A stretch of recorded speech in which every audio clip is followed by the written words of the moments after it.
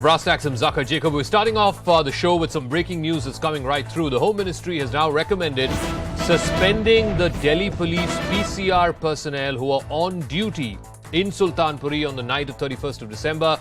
This is when Anjali Singh was hit by a car and her body was dragged for a good 10 to 12 kilometers. The Special Commissioner of Police, Shalini Singh, she has submitted a report to the Home Ministry which highlighted the lapses by the police picket, the PCR vans.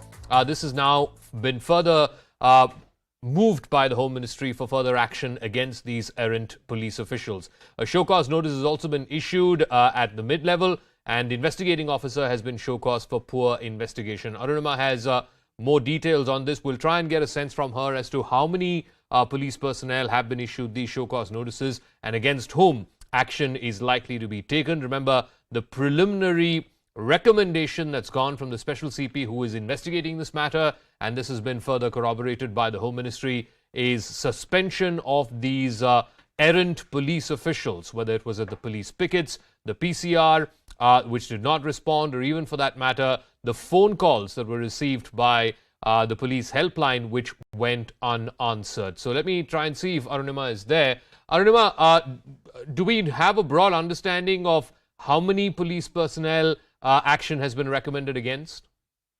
So those nitty-gritties have been left to Sanjay Arora, the Delhi Commissioner of Police. Essentially, what the MHA has recommended is that all those police pickets, there were at least two on that route which the drivers were taking, the occupants of the car were taking. At least two police pickets have been found wanting, but the Delhi Commissioner of Police could look at the report that has been sent by Shalini Singh and decide if there were more. All the PCR personnel on duty, their supervisory officer for dereliction, action has been recommended for all of them.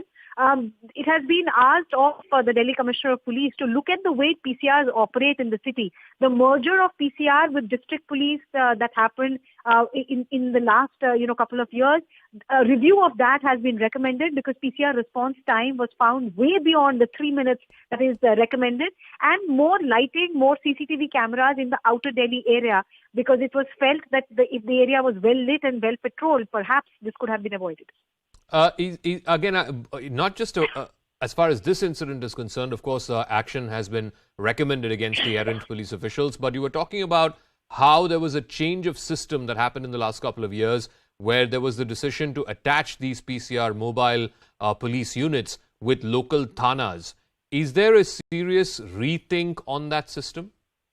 Well, I think it can be said confidently now that the system is going out of the window very soon. One of the reasons which was mentioned to the Ministry of Home Affairs by the senior officers of the Delhi Police is that decision to merge district police with PCR has not really worked. That decision was taken to give more manpower to the local thanas, more manpower to the SHO, but how it has backfired is what we saw in this particular case. Eyewitness after eyewitness made calls to the police control room. Originally, the idea was that the nearest police control room, as soon as it is spotted on their monitoring devices, the nearest PCR rushes to the spot, and 3 minutes was the response time. But because of this merger, the response time has gone down. We saw how for 40-45 minutes, eyewitnesses complained that nothing happened. Police was not responsive enough. So like I said, it's all but certain now that we could revert to the original system, and this merger between PCR and district police would end very soon. All right, Arunima, we'll leave it at that. We'll see how this story plays out. It will also send out a signal to all those police officials who think of relaxing while on duty, who do not take their job seriously. Like in this instance, there was at least 3 PCR vans, as per the claims of some of the eyewitnesses, at least 3 PCR vans that passed by, and at least 2 police pickets where this car went past, and yet there was nothing done to stop this car, which had a human body right underneath it. Meanwhile,